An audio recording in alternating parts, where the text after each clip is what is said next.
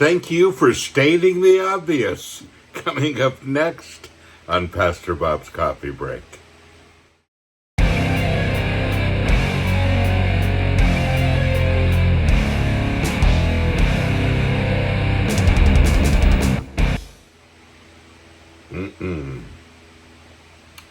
Yes, it is. Our brand new blend called Holy Cacao. And it's our newest Headbangers brew. And man, is it good. And cacao, as you know, is what they make cocoa, chocolate out of. I know. And it's a little dark. So you have to add like cream and maybe a sugar substitute, whatever that might be, monk fruit or stevia or agave or something good. And put a little bit of that in there. And then you have the best coffee mocha. And cacao, this cacao is from the Amazon rainforest, which is awesome. Very good tasting. And it's a t-shirt as well. Oh yeah, we do it right. Cool t-shirt, isn't it? And of course, here it is. Holy Cacao. And of course we have our classic blend as well. You can get all of that plus a lot more swag right here. We are metal, we are family.com.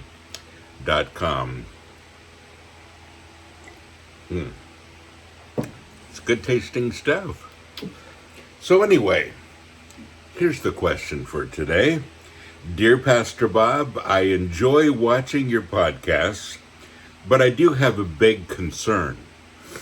You always leave out important doctrine. I feel like you just give advice on specific topics instead of including the whole story.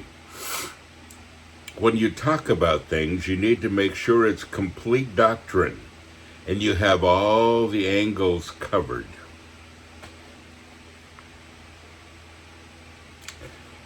So, allow me to do a little bit of a rant this morning. Can I? I don't rant very much. Well, maybe I do. But this is honestly one of my pet peeves.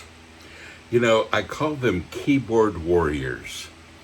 People that don't seem to have a lot of other things to do.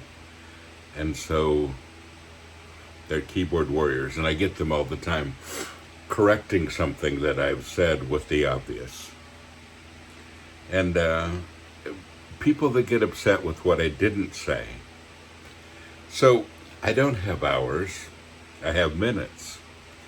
I have a topic that has to be covered with some specific resolve. And I don't usually start from the very beginning and talk about where the faith comes from and all of that. We have those podcasts too.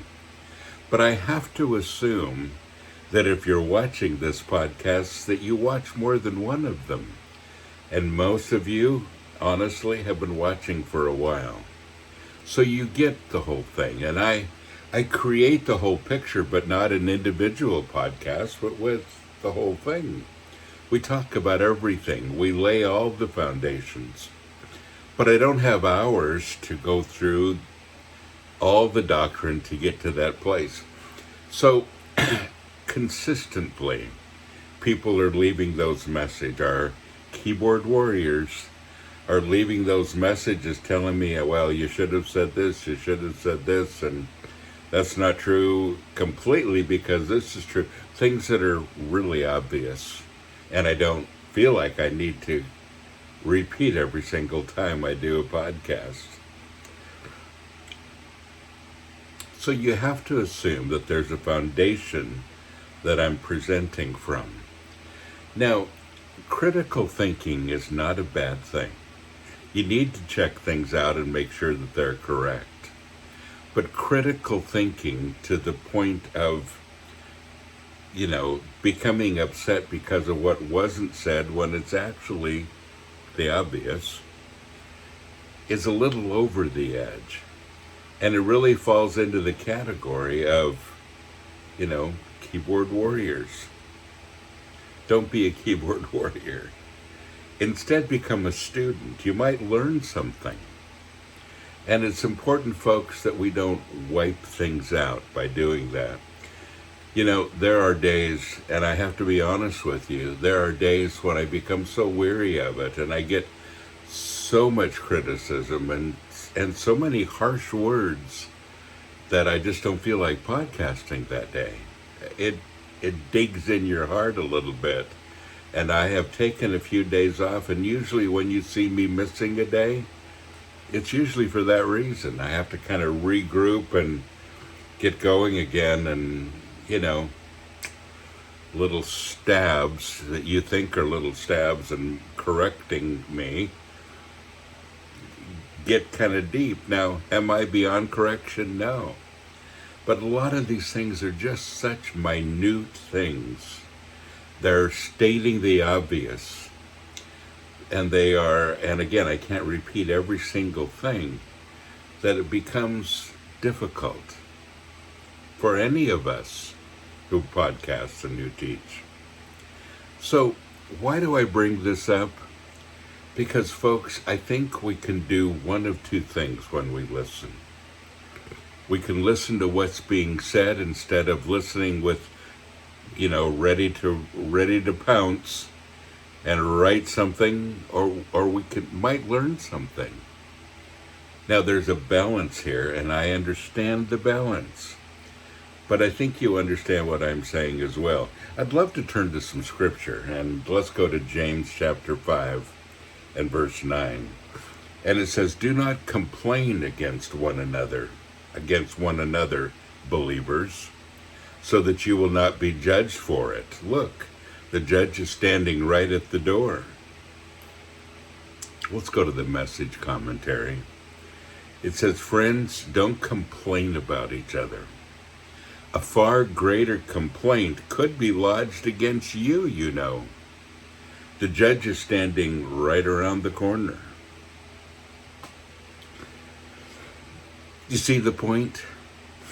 If we start judging each other so strictly like that, and we leave out the obvious, we're just ready to judge no matter what.